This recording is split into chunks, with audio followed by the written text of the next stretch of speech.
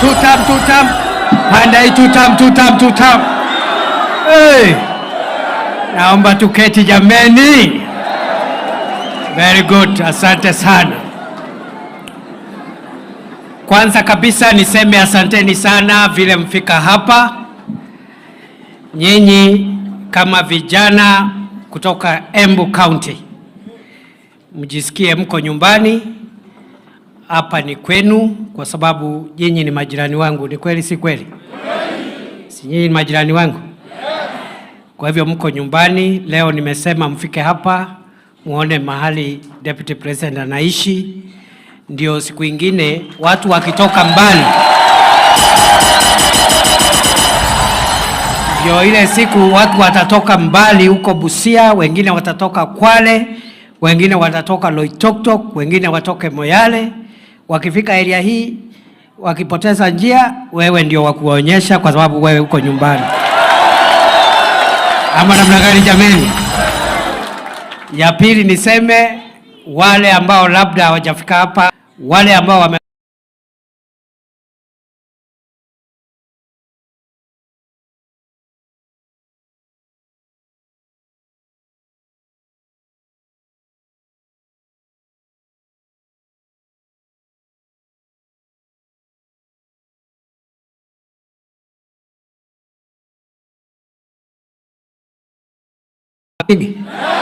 si mtatembea hapa? Hata wakati even if I'm not here, munapangana, munakuja hapa, munatembea hapa. Ama namna gani? Munajinice, munaenjoy, munajinice, munachukua maselfie nini, munakula, munakunywa. Kwa sababu hapa ni kwenu, kweli si kweli? Niseme vile vile. Hey, naona hii ni fire ya ukweli. Ni fire si fire. Ni fire si fire. Ni fire si fire. Inoma si noma. Inoma si noma. Imbwekse si mbwekse. Imbwekse si mbwekse. Ni tutam si tutam. Nikisema harambe mnasema tutam. Harambe. Harambe.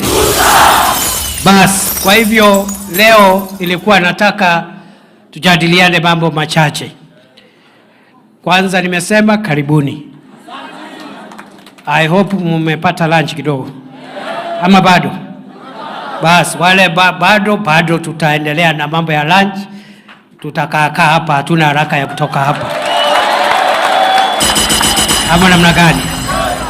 Leo nimetumana nikasema vijana kutoka Embu mufike hapa tuongee. Wengine wenu tumeongea, lakini wengine wenu bado. Na leo mkutano wa leo tumejumuisha vijana ama youth kutoka vitengo mbalimbali, kwa sababu vijana ni vijana. Haijalishi ile kazi wanafanya, haijalishi wale wako shuleni, haijalishi wale wako kwa biashara, haijalishi wale ambao ni wasanii. Vijana ni vijana. Changamoto zao ni sawa. Mahitaji yao yale wanahitaji serikali wafanyie ni mahitaji moja. Kwa sababu vijana wako na miaka mingi kuliko wazee hapa duniani.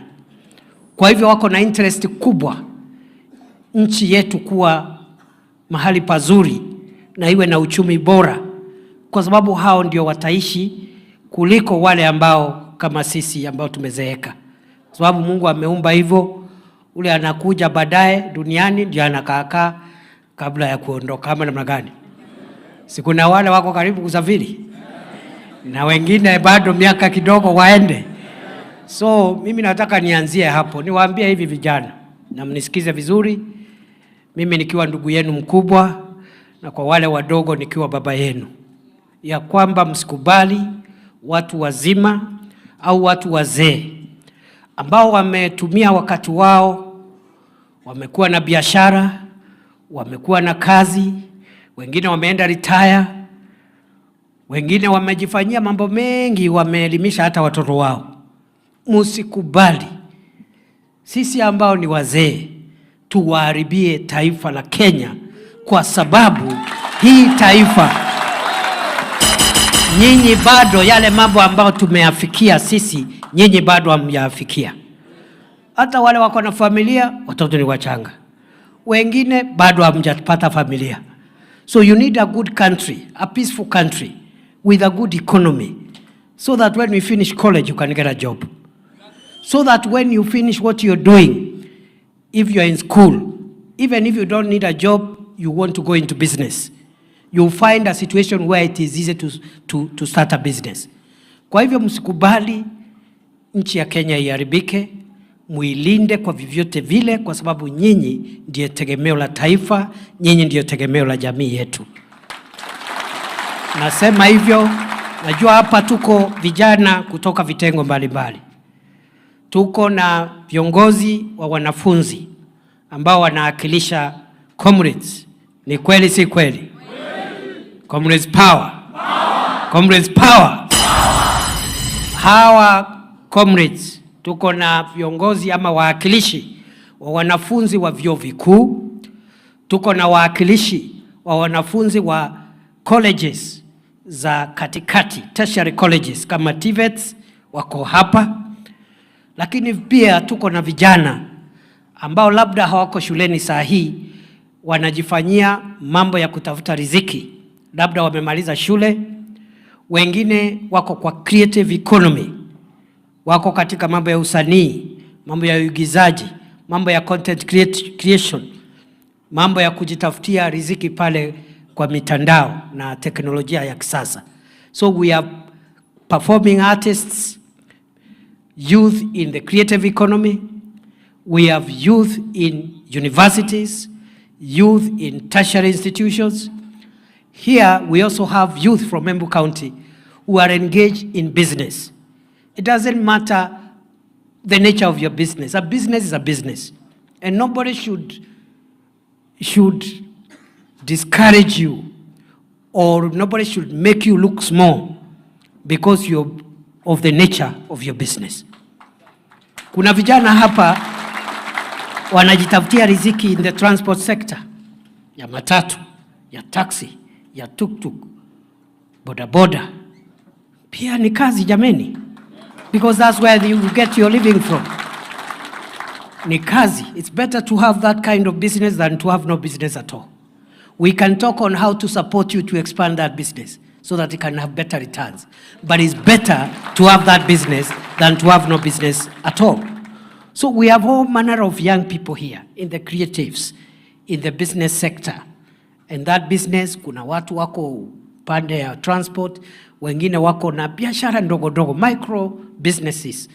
Wengine wako na kaduka kake yako kufanya shoe shining. Hapo ndio anatoa pesa ya kulisha yeye na kulisha jamii kama ameoa, kama ako na familia.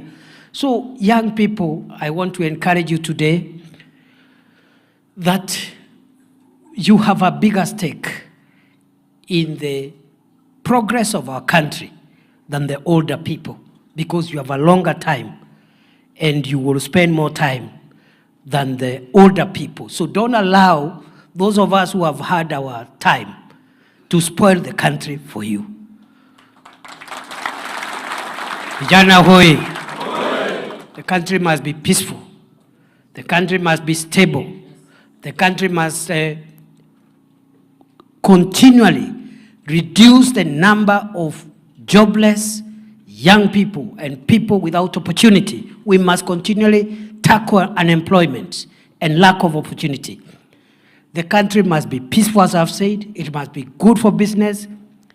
And the country must expand. The economy must continue expanding for you and your children so that you will find opportunities in life the way we also found opportunities when we were young people. So it is a very important thing you have to do. And most of all, the country must be free from violence, from corruption, and from the things that make our country slide backwards. Na msikubali. Be good stewards. Ask the hard questions, especially to those in authority. All of us who are in leadership, ask us the hard questions. Demand for us better services. When you think we are not handling public affairs right, ask the questions. But I plead with you, as we make our country better, because there is no perfect society anywhere in the world. All countries have their own challenges. Some countries are dealing with unemployment, others are dealing with ethnicity, others are dealing with racism. So there is no perfect society in the world. So as you ask questions that are meant to help our country have a better governance system, a more accountable system, a corrupt-free society, a responsible leadership, ask those questions. But in the process, don't allow people to manipulate the national challenges to incite young people to destroy their own country. Because if you destroy the country, then it will defeat the purpose for which you are asking for better governance, because there will be no country to govern in the first place. I say that because recently I saw a bit of disquiet, and I said the issues that the youth of Kenya are raising about employment and equity and the need for us to fight ethnicity, the need for us to fight corruption, those are good questions. But they cannot be an excuse to destroy businesses, to burn people's shops, and those people have nothing to do with the issues we are fighting. People trying to make a living somewhere in town. Somebody has gotten a bank loan, has set up a shop, is using that shop to educate their children. Then because of issues about leaders, not even about the people, they get their shop burnt down. That is not right, because we are destroying our own investment, our own wealth. Let us express our views. Let us challenge the things that are bad in our society, but let's keep the country safe. Let's keep the country with a good business environment so that you as young people, you can inherit a better country and take it forward in the years to come. I also wanted to take this chance just to highlight a number of things that the government is doing to support the dreams of young people. Because many people are talking out there, and sometimes some of the things that people are talking are not true. Let me start by saying that, as I said, youth, there are youth in business, there are youth in colleges and universities, there are youth who are in the creative industry, and all young people, they have a common dream. And the common dream is that their education, their talent, their businesses will give them income so that they can raise up families and also get empowered as citizens.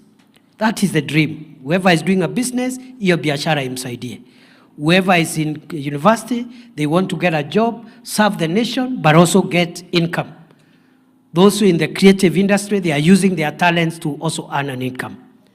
So, as an administration since 2022, we've been thinking deeply on how we can build on the past successes of Kenya to make Kenya better and more successful.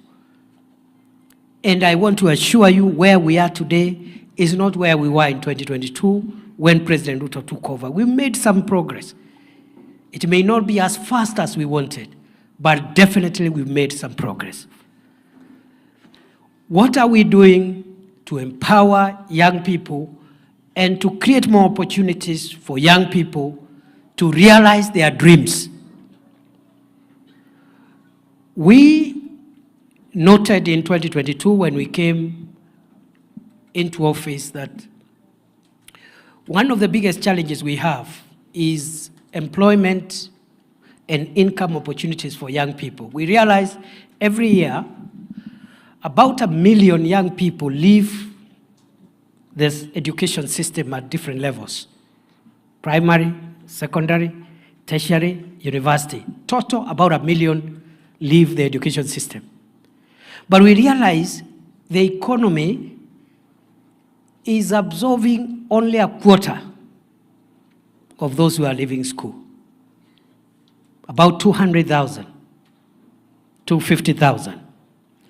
And that is not good, because over time, if 100 young people leave the school system and only 250 are absorbed, 750 will be left hopeless without opportunity. The following year, the same. The following year, the same. Over many years, we have accumulated a large number of young people that could have an education, but they don't have an opportunity to use that education.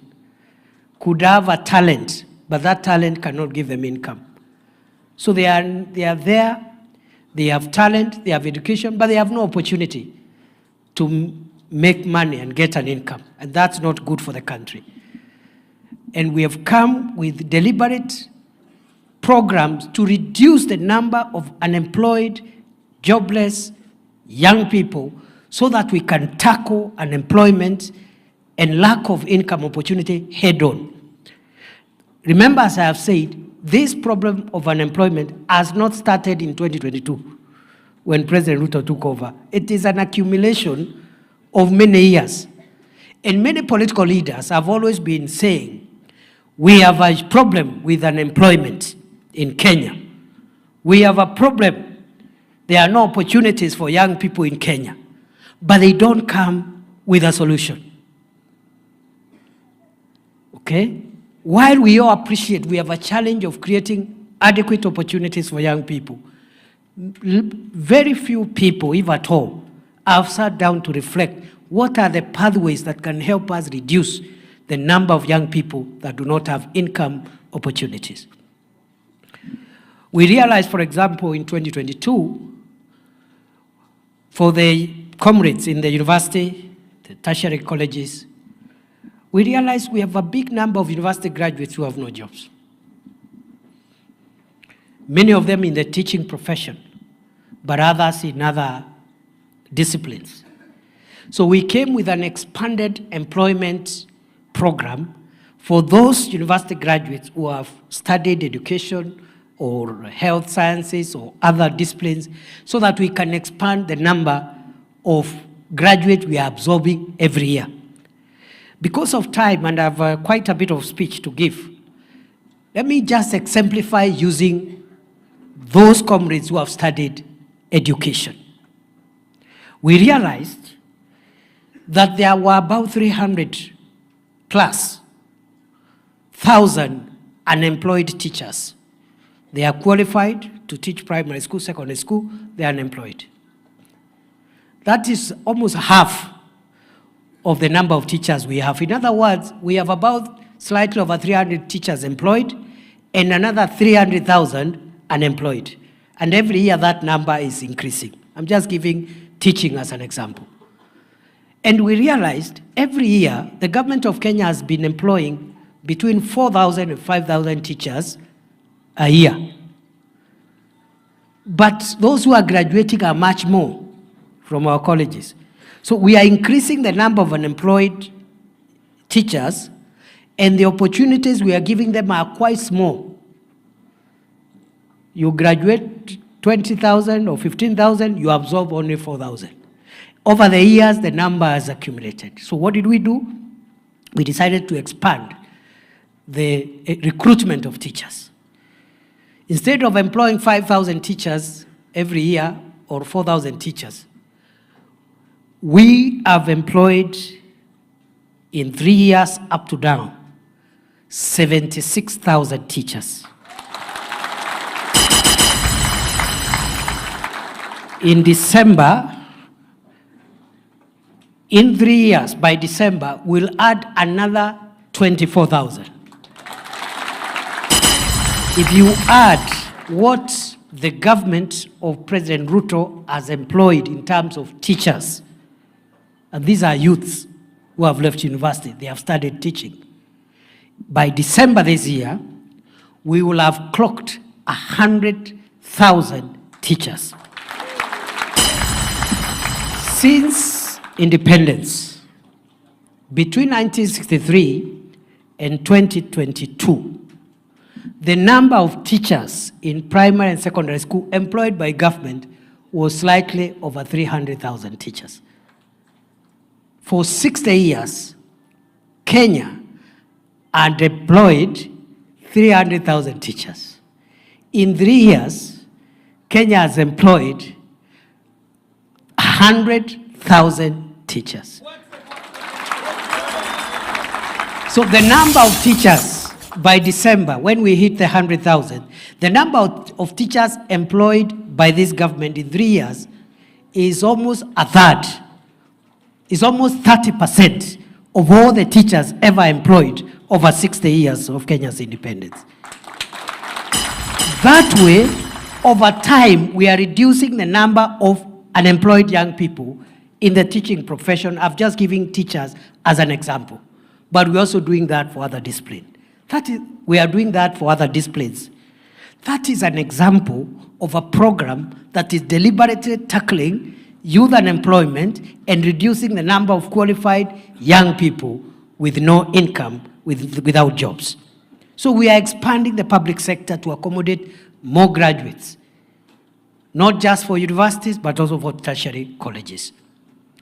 Allow me also, we realized also one of the reasons why many graduates from colleges and universities remain unemployed is because the courses they have studied are not aligned, they are not wired to fit into the demands of the market. You have a skill which is not required in the market. So we started by relooking at the curriculum so that for those who are your juniors in primary and secondary school, we'll prepare them for the market. When they come out of college, come out of school, they are job ready. That's why we brought in CBC. When we were campaigning in 2022, every county we stepped into, the parents of Kenya used to tell us, abolish CBC. It is burdensome, it is confused, it is giving parents a lot of responsibilities. Did you hear that noise around CBC in 2022? Everywhere they were saying, abolish CBC. Today, you will not hear a single Kenyan saying, abolish CBC. Why? Why? On the first day President Ruto was sworn into office, he brought a presidential working party on education reforms, where he gathered professors and people in education policy, and even comrades were represented in that presidential working party, students, to work on many reforms on the curriculum, but also in the funding model for our institutions of higher learning. That presidential working party is the one that helped us fine-tune the CBC curriculum. And that is why the noise has gone down. Because children today are more comfortable, the teachers are more comfortable, the parents are more comfortable. We stopped burdening students and pupils with a lot of cramming, with a lot of, just forcing so many things on a child's head. That's not necessary. And we found out that for you older people, and for us, we were pushed too much for no reason. That's why the CBC at the tender years is very soft on the children. And the final exam is a very small component. They are assessed every day, every week, every month, every term. By the time they reach grade 6, when they do the first exam in quote, it's not really an exam, it's a test. Okay? They have already been assessed 60%. So that test will only count for about 40%. They go to junior school the same. So it's a softer way so that children can grow, not just cramming science and cramming history and cramming the other subject, but they have adequate time so that in these 10 children in one class, maybe only about 5 are interested to go all the way to university to study to be engineers and lawyers and teachers. Some of them, because they have a bit of freedom and a softer curriculum, they are gifted to be sports people, to be musicians, and because of that curriculum now, we have said by the time the children leave junior school to senior school, and we are going to senior school in January 2026. The first class of senior school will be in January 2026. By that time, we'll have reduced the subjects, and the children will only concentrate on the subjects that relate to what they want to do in life, not to study everything. So we have a pathway called STEM for the children who wants to major in science, technology, engineering, and mathematics-related disciplines. Those ones will go to senior school and concentrate on STEM. Senior school, others will go there to study social sciences, because we still need social scientists. As much as we need engineers and doctors, we also need social scientists. We need psychologists, we need sociologists to help us live better with other members of society, and so forth. So some will study social sciences in senior school. Others will study STEM. Others will study the sports, arts, and creatives. Music, performing art, for the 3 years they are going to spend in senior school. So by the time someone goes to university, they are very clear what they want to do, for those who want to go to university. So that curriculum shift is a legacy so far of President Ruto's government, fine-tuning the curriculum to make it more adaptable and flexible, to allow young people to go into the future more prepared for the job market, so that we reduce the number of unemployed, jobless, young people going into the future.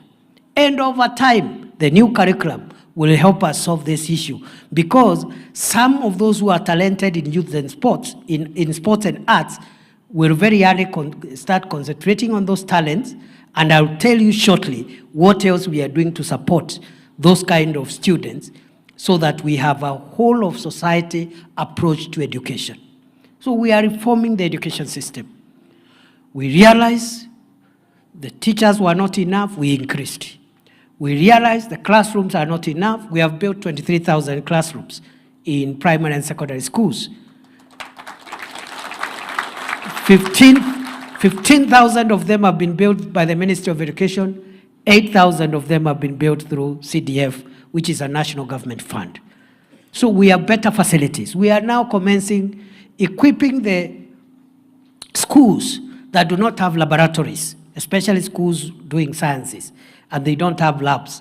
There are many schools in rural areas where pupils doing secondary exams, their first encounter with a microscope in a biology exam is on examination day. And that is very unfair to that pupil. The first time to see a Bunsen burner, or what is the other thing called? The pipette. There was something called a pipette. Those things, okay? They encounter them on KCSE day. While in other schools, they have been doing laboratory work in Form 1, Form 2, Form 3, Form 4. So we are bringing equity in education. But the tertiary institutions for colleges, the middle-level colleges, we are working on the curriculum there. We have brought in the modularization of the curriculum in tertiary institutions. Modularization means if you are a young person doing business and you want to study for a skill in a TVET, you don't have to close your business and go and study.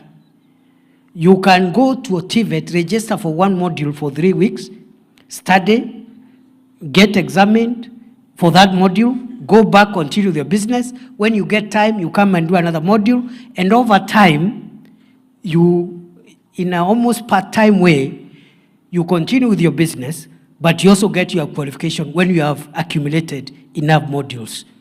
Instead of saying, if you want to be a mason or a carpenter, you must close your shop and go and study in a polytechnic or a TTI until you finish. We have also brought in something called recognition of prior learning. Many young people are gifted by God in certain technical skills. So even before they go to college, you've seen very young boys, very young girls, they can make something, and they have not gone to school. wengine wanashikanisha wires hapo, wire alafu anakuambia, you know, have you seen those things? Just using their head they can tengeneza namna hii. So there are people who can even be carpenters, but they have never been in any polytechnic. Is that true? Naweza tengeneza meza lakini hajaenda polytechnic. So we have brought something called recognition of prior learning. If you are already a mechanic, but you have no qualifications, we just take you to the nearest TVET for 2 weeks. We bring the assessors to assess the level of your knowledge, the level of your skills. In 2-3 weeks, if we are certain that you are as good as any other mechanic, we give you the certificate.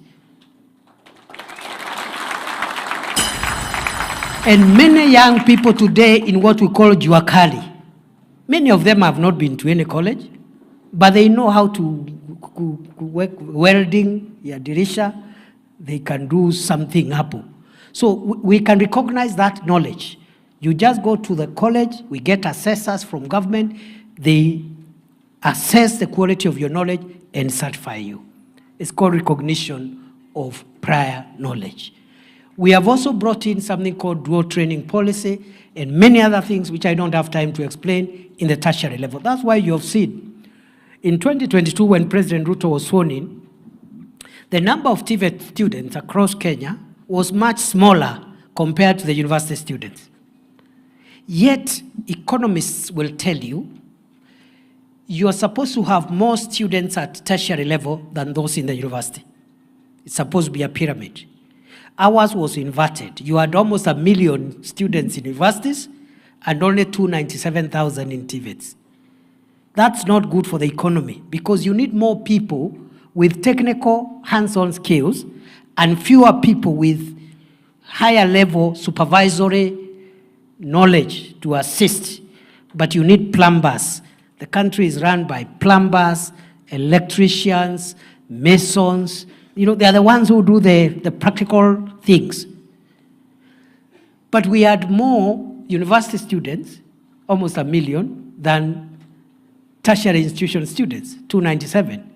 Today, in 3 years, we have moved the enrollment of TVET students from 297,000 in September 2022 to 720,000 today. By December, we want that number to go to 1 million. By next year, end of 2026, we want the number of TVET students to go to 2 million.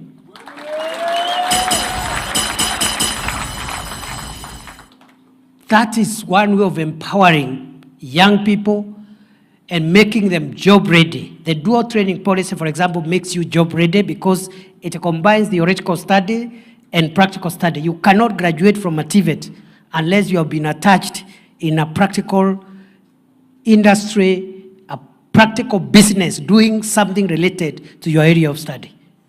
That way you become job ready by the time you graduate, and so forth and so on. So that's what we are doing at the university level. We are fine-tuning the funding model of the universities because in 2022, many universities were going bankrupt based on the model we were using to fund higher education. Today, the vice chancellors will tell you the funding model we are using is better, and many universities that were in debt are slowly stabilizing financially. We have also said, as much as there are issues around the means testing tool, we will refine the means testing tool going forward to make sure that students who cannot afford fees are not locked out of college because of the university funding model we are using. And you've seen already the funding to higher education loans board has increased. Last year, we gave help 35 billion. This year, it is 41 billion. Comrades, power. Power. Fire, see fire. Fire.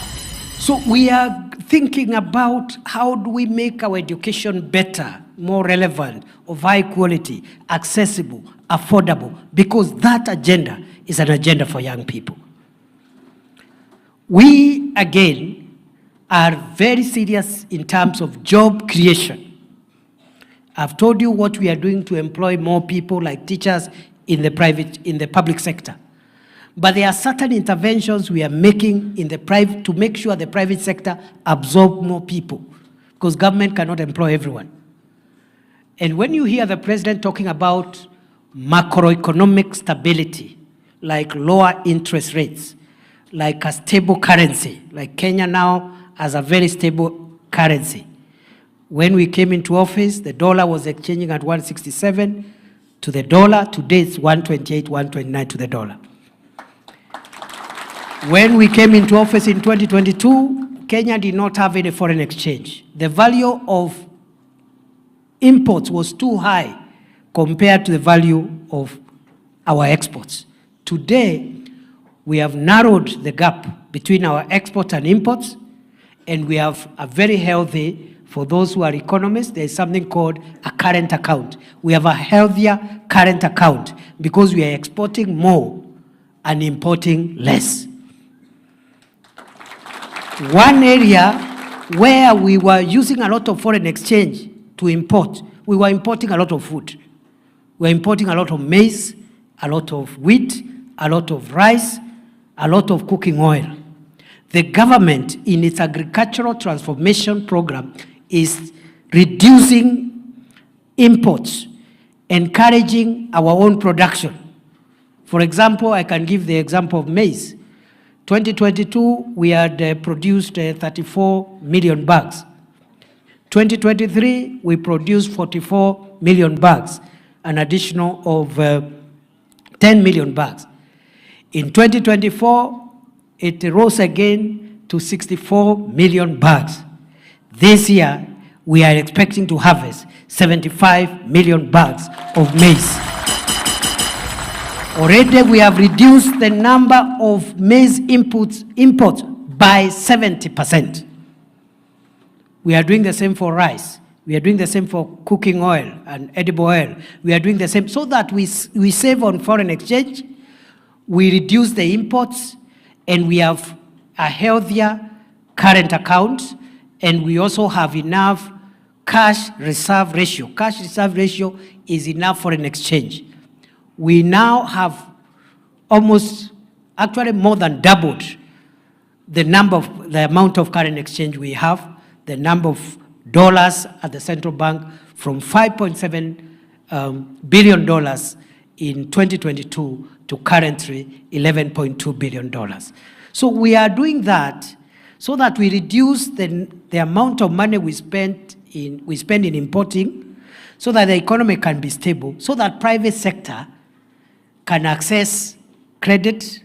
You've seen the interest rates have started coming back from commercial banks, so that private sector can have more credit and employ more people. So there are many things we are doing to encourage private sector to absorb more young people in their businesses. But we are also saying that many young people are not looking for employment. Many young people are looking for income opportunity, either through business or through selling their talent. And that's why this curriculum is really a game changer. Because in this curriculum, we are saying those who want to be engineers and people to scientists and mathematicians, and you go to a STEM pathway, and then you become a scientist, you help us solve national problems. But those who want to study social sciences and humanities, you study humanities, you help us, we also help us to solve social problems. But those who also want to do sports and arts and creatives, specialize in them and make your money through creatives. This government, Kenya now is one of the 4 countries in Africa where Meta, the owners of Facebook, and the other social media platforms have agreed you can monetize your creative content and get paid based on your social media account. Fire, say fire. Fire. So we are making opportunities for young people. If you are in the creative space and you have a social media presence that can help you money. I have said in Kenya, in Africa, only 4 countries are in the category we are in, where Facebook, the owners of Facebook and other social media platforms, Meta, has agreed that you can monetize your social media account and get paid. And the president this month, actually at the end, the 3rd week, is going back to America to negotiate for greater monetization of social media content, and you're going to get a number of young people creating incomes and expanding the opportunities using the internet. What are we doing? We are also increasing the number of young people with skills, because we have many young people with skills, but they don't have opportunities to use those skills. Let me give one example, the affordable housing program. We are building 161,000 housing units across Kenya. The number of those units is increasing every day. We are also building 400 markets, fresh produce markets. In your own county of Embu, we are building 12 fresh produce markets. And they are in all the constituencies. We are also building hostels for comrades. We are building hostels in universities so that you can have affordable accommodation. You get a good accommodation, which you would have paid 6,000. Because of the standard, you would have paid 6,000. That same quality, which is charging 6,000 to a university or TVET student per month, the government will build it, you only pay 2,000. Same high quality, so less than half of what you're paying. But also, those who cannot afford and are staying in dangerous and healthy and dignified dwellings because of your income level, instead of staying in a mud walled house or some place which is raining, is leaking, and paying 2,000 a month, you will now upgrade yourself. That 2,000 you are paying, you'll come and pay it in a place with the internet, with water, with a cooker, with the gas and everything. So it is one way of bringing dignity to our young people in universities and colleges. It's even safer. Instead of staying very far in unsafe places, the hostels have security, they have all the amenities, and so forth and so on.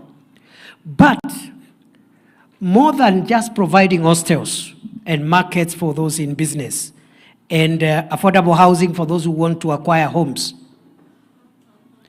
we are also creating jobs using the affordable housing, markets, and hostels program. Already, the young people who are employed in the affordable housing, markets, and hostels program are 320,000. Sometimes the figure goes to 350, depending on how many active sites we have, but it is somewhere between 320,000 to 350,000 people who would not have had somewhere to get money from if the housing program was not there. And the housing program is not going to stop, because the demand for shelter, for quality houses is too big. It's only that people could not afford because the mortgages were too expensive. So today, families can have a single bedroom at 2 million, 1 million, 1.5, that way. And you pay what you should have paid as rent. If the rent was 4,000, you pay it in a good accommodation, and over the years, you acquire the house. So we are trying to do that, to create dignified homes, but we are creating jobs today. Between 320,000 and 350,000 young people are earning, and that program is not going to end anytime soon. It will be there 10 years, 20 years, 30 years. And for those who think this program is not important, read the history of South Korea, Singapore, and Malaysia. One of the programs that transformed the standards of living was the housing program, where, for example, Singapore, 99% of the citizens are homeowners. That is why Singapore is always #1 in the Human Development Index, because 99% of everyone has some form of a good home. And you know, a home is an asset.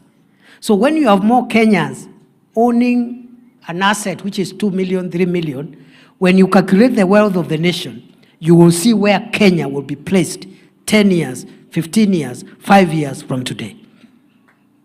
So 350,000 young people, plumbers, masons, electricians, engineers, architects, quantity surveyors, and even for the people who have not been lucky to go to school, they are working in those sites as watu wa mkono. And nobody should degrade you because you are a mtu ya mkono. Because as we said, kazi ni kazi.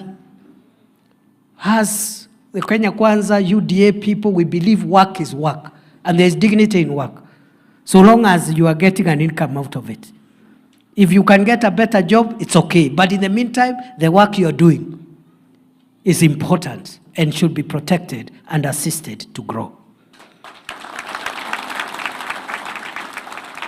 We want to push the number of people working in affordable housing, markets, and hostels from 350 to about 600,000 by the end of the year.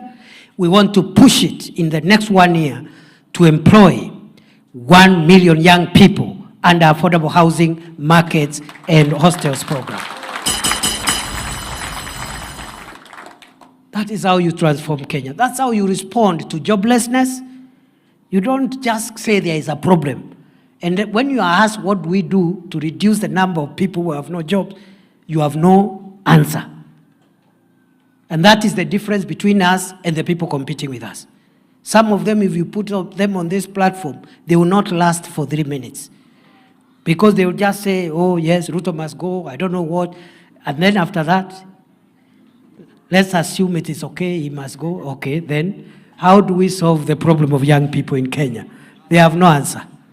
So, if we can push in the next 1 year the number of skilled and semi-skilled young people working in affordable housing, markets, and hostels to 1 million, then we have another program called Kazi Mtandaoni, where we are building ICT hubs for use by young people in public spaces.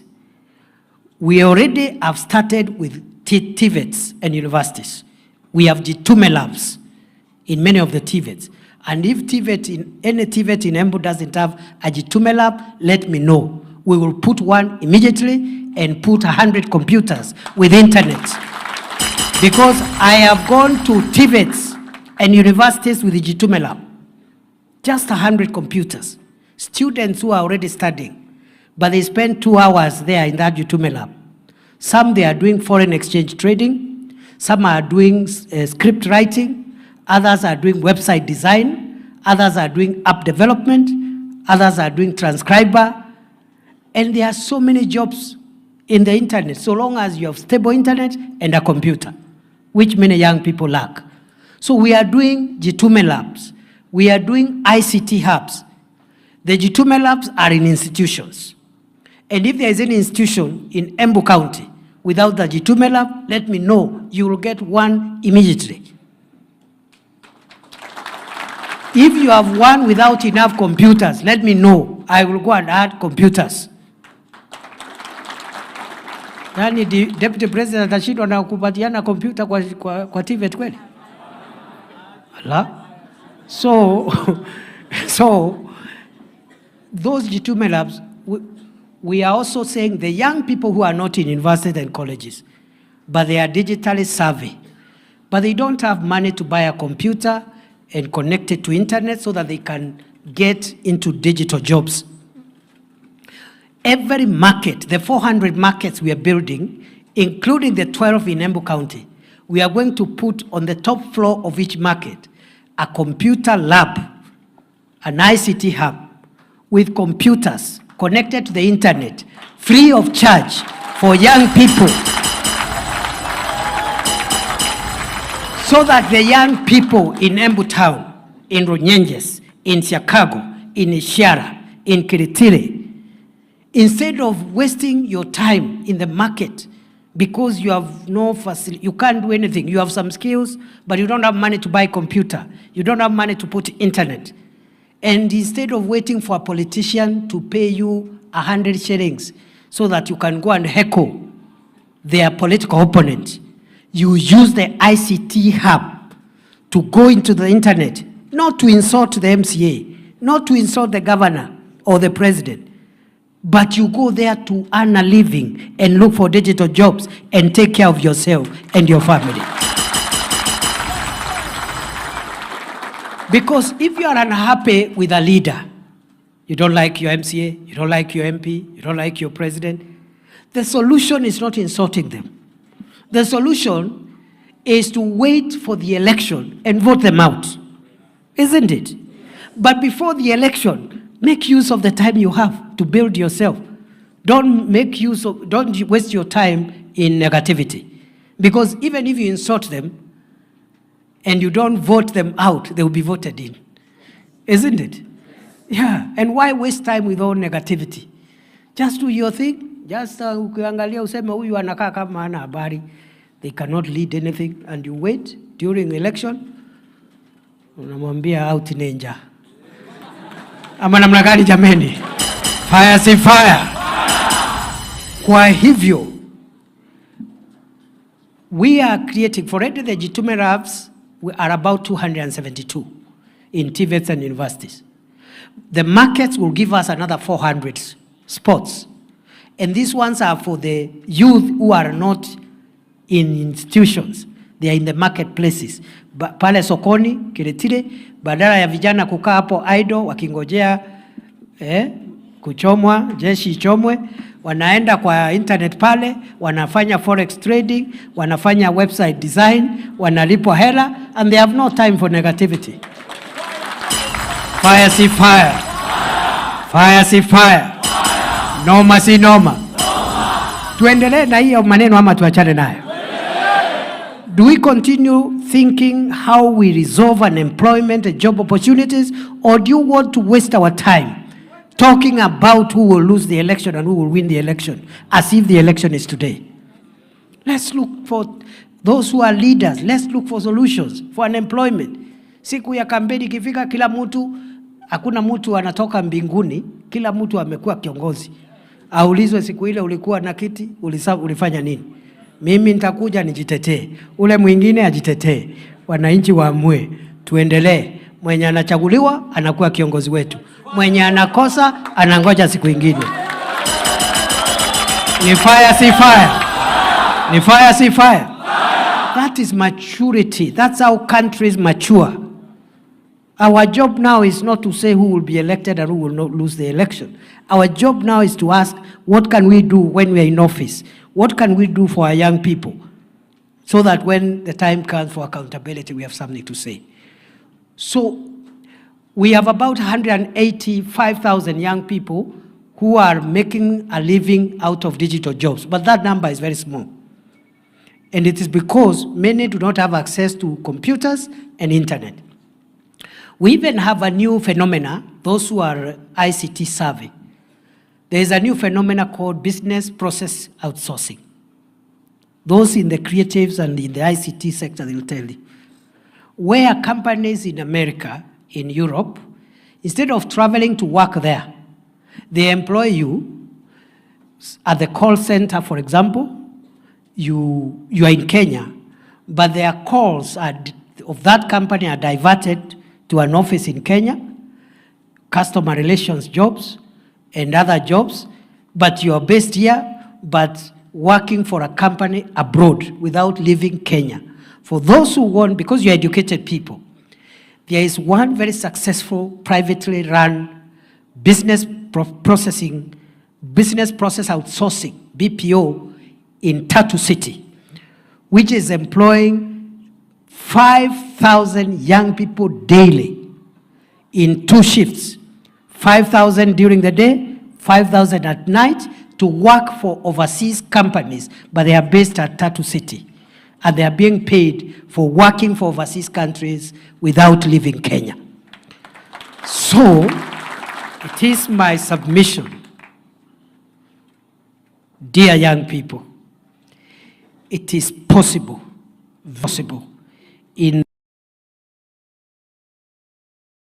to expand the number of young people getting an income through the digital space, through the internet, through ICT. That number can easily rise from the current 185,000 to 1 million young people. It is possible. It is very possible. So if you have 1 million young people in Kazi Mtandaoni, ICT jobs program, then you have another 1 million young people in the affordable housing and markets and hostels program. Then you have another program called Kazi Maju. And we are saying, if you're a young person, of course, the priority, we are creating jobs for you here to do, if you get it here. But for heaven's sake, as a young person, you are more flexible than older people. If you get a job abroad before the one you're waiting for here arrives, go and do that one as you wait for the one here. Because kazi, ni kazi. Ama namna gani? Yeah, there are people in America today, in Europe, in Dubai, in wherever. So what has this government done to increase the number of young people getting access to international jobs? We have signed something called bilateral labor agreements, which were not there. And we have started implementing them. That's why you've heard the noise which was there about mistreatment of Kenyan workers abroad. It is lessening by the day. Because today, we have 6 bilateral labor agreements with some of the countries overseas, in Europe and Middle East.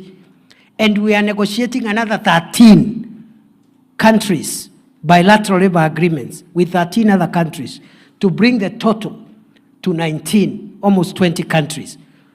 In those agreements, before a young person leaves the soil of Kenya, the government of Kenya must know who is their employer, how much money are they going to earn, how will it be paid. If the person, our young person, gets into trouble there, what is the arrangement to bring them home as government? So by the time you live here, we have an end-to-end view so that you don't go there and enter into the hands of slave traders and other people who misuse you. I am happy to report, so far, under the Kazi Maju program of job creation, we have lifted 430,000 young people from Kenya to go and earn living abroad. And you know, they are not relocating forever. We are not chasing them. Just go there, work for 5 years, save some money, invest at home, come back. In fact, I encourage young people, don't go there to stay permanently. So before you go, if you are a young man, you must get a girlfriend here before going. Or a wife. If you are a girl, get a boyfriend before you go, or a husband. Then you go, so that you sikae sana after. And then also invest home. Diaspora remittances have increased in the last 1 year from $4 billion to $4.95 billion. So there is profit in working abroad, those who can go and work and invest at home. Again, 430,000, that number is not ambitious enough. We can easily push the number of young people working abroad in good jobs, well paid, well protected legally through bilateral labor agreements. We can get that number to 1 million young people, Kazi Maju. So if we can continue with the momentum, 1 million job, for affordable housing, markets and hostels program. Young people in the skills sector. We get another 1 million Kazi Mtandaoni program. We get another 1 million Kazi Maju program. And then for the young people who may not have education, a good education because of challenges, they left school early. We have said that program, which used to be called Kazi kwa Vijana, Kazi Mtaani, tumeirudisha. Sasa tunaita Kazi Mtaani Climate Works. In every county, in every sub-county. Instead of staying idle, you go and work with your hands. At the end of the day, you get your 500 shillings. In a week, it is 3,500, 4,000. In a month, it's 16,000. It is money. It is better than staying. It's better than staying doing nothing. Yeah, people say, oh, kazi, vijana, sijui kazi. Kazi ni kazi, and there is dignity in work. If you get your 15,000, 16,000 every month by working with your hands, what is the difference between that money and someone who is employed as a clerk in an office earning 15,000? Is there a difference? Si pesa ni pesa. Kwani yako imeandikwa mtaani? Si ni pesa jameni? Whatever the person working in an office is doing as a clerk, you will also do it with the work of your hands. Ama namna gani jameni? So we are going to start with 200,000 young people. I hope we can increase it to almost 500,000 for the semi-skilled and unskilled jobs through Kazi Mtaani Climate Works. Good people, dear Kenyans. That is how you connect the dots of the conundrum and the challenge that is youth unemployment and lack of opportunities. There are young people who are already in business. I said here we have youth in business here. It doesn't matter the type of your business.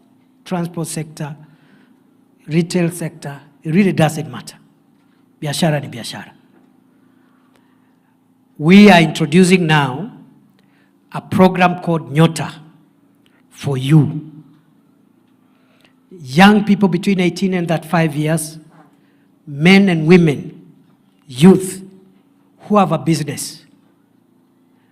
There is a program called Nyota, which is going to start on 18th of September, in 3 weeks. It is going to be launched by the president in the whole country. And that program will identify 70 micro businesses in every ward in Kenya. 70 businesses run by youth. That's why it is called Nyota, National Youth Opportunities Towards Advancement. So we look at every ward and look at youth-led businesses or youth-run businesses, 70 of them per ward.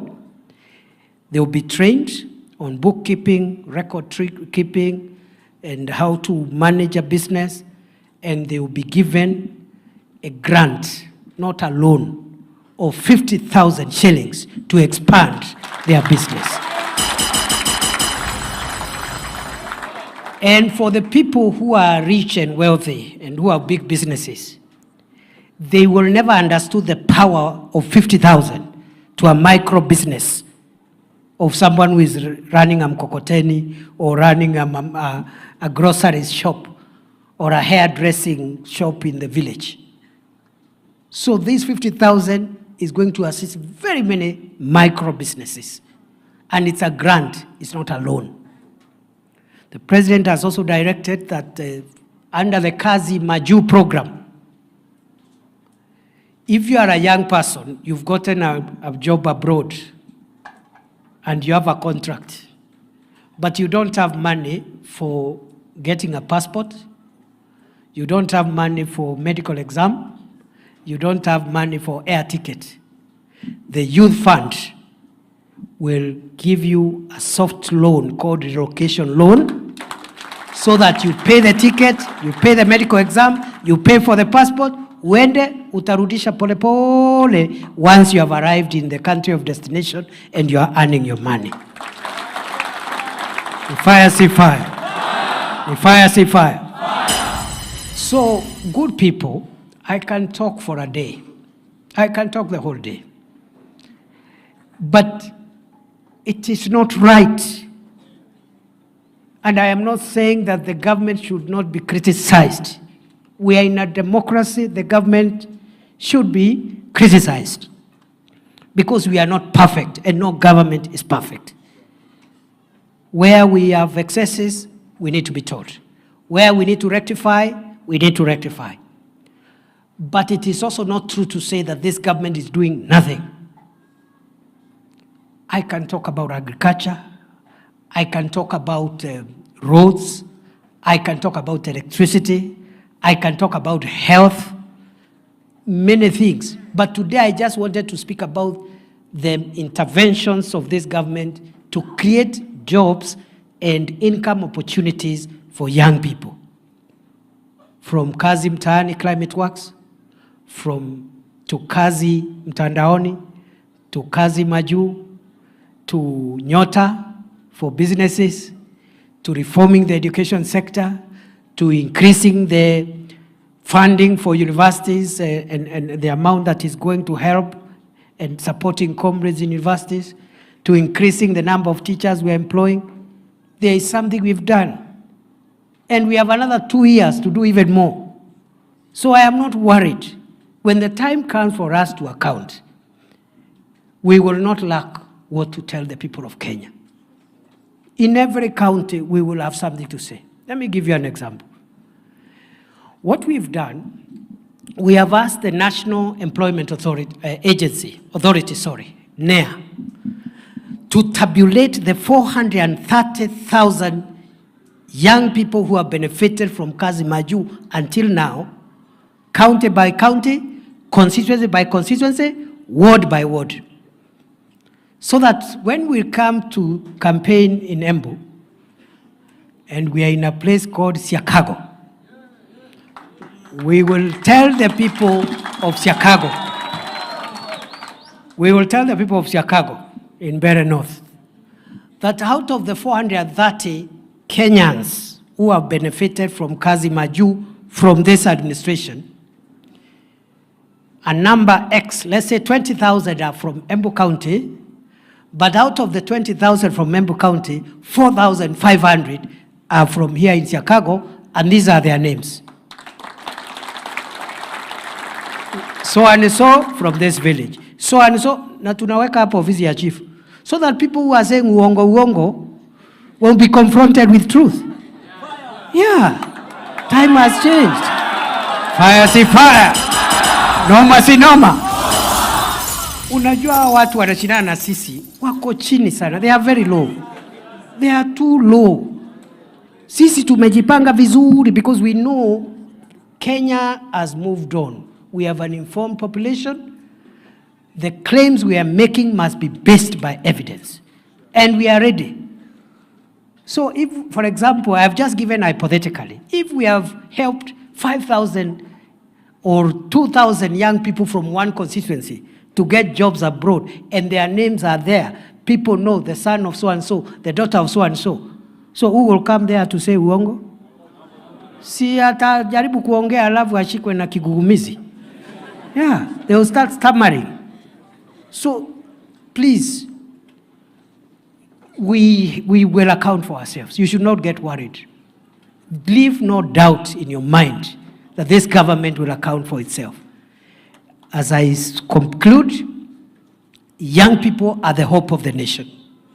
From those in the creatives, which we want you to monetize your talents through social media, to those with the semi-skilled and unskilled labor, to those with elite qualifications in universities, to those with the technical skills in TVETs, to those in business. We have 4 or 5 interventions that over time are going to reduce the problem we have been having, because by 2022, when we came into office, we had about 6.5 to 7 million young people without jobs or income opportunities. And we are reducing the number. Of course, every year more are joining, but we are reducing the number, or we are increasing the number of people we are absorbing, so that you have fewer young people left without jobs and income opportunities. Let me ask you, if by 2027, if we will have created 1 million jobs under affordable housing markets and hostels, 1 million jobs under Kazi Mtandaoni, 1 million jobs under Kazi Maju, 1 million jobs under another assortment of jobs, including the Kazi Mtaani climate work. So you have like lifted 4, 5, 6 million young people from joblessness and hopelessness. And you can now request for more time to do more. Okay? So continue asking the questions. Continue asking the questions. So I want to stop there and tell you that I'm very happy to meet you. I just needed to share this with you, encourage you, and plead with you not to get into negativity. Democracy is a very simple thing. There is a season for politics. People make their case. They state their agenda. We elect some. We don't elect others. And even those who are not elected, it's not that they are misfits. It's only that they didn't have enough votes. And maybe they didn't get now, they will get some other time. So we should not make the country hostile just because of political competition. And nobody on the other hand should threaten the other, oh, you will not win an election, I don't know, you will do. Because election is not life and death. The country's future is life and death. Creating opportunities and job is life and death. That we must do. And so the people competing with us must come with their agenda for creating jobs. We will table ours, then they table their agenda. Then you look, examine, alafu uone wale wako wanakaa kama wako na network, wale wengine waambiwa wangoje ama namna gani? Fire si fire. Noma si noma. Embu hoye. Embu hoye. Kwa hivyo nawashukuru sana. I think I'll be meeting you in your own groups later. I just wanted representatives from each sector. As young people, we have a general meeting, but I'll be meeting specifically. Kama nyinyi university students and tertiary students, mimi nataka kikao na nyinyi. Yes. And you know the good thing with comrades, and you know I'm a former university professor.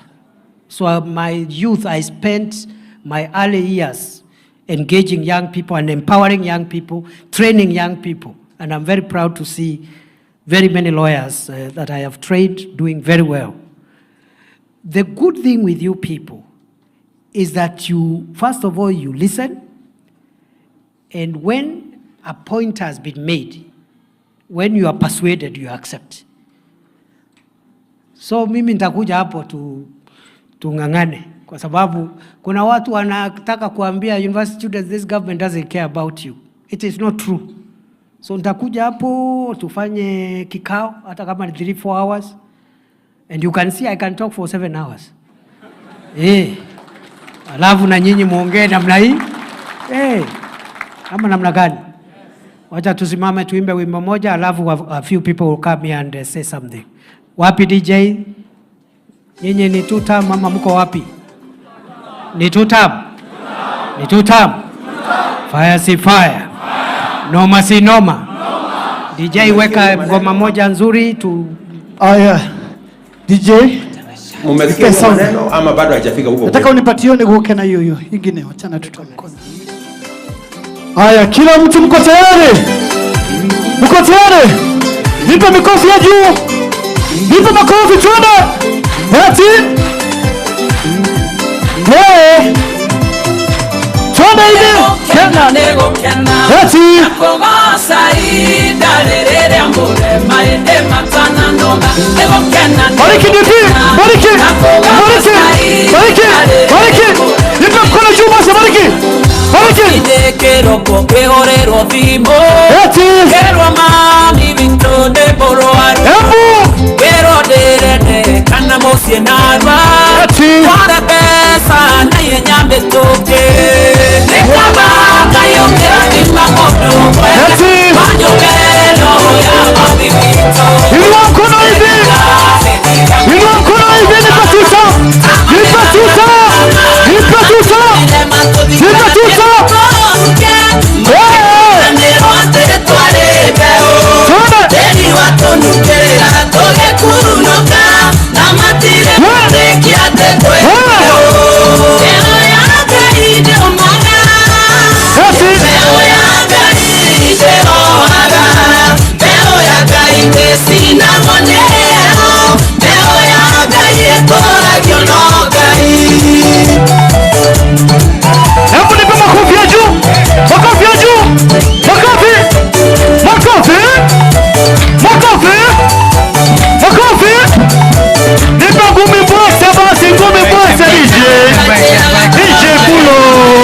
mbwekse. basi.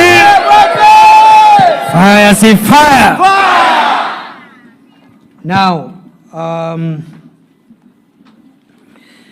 we can get seated.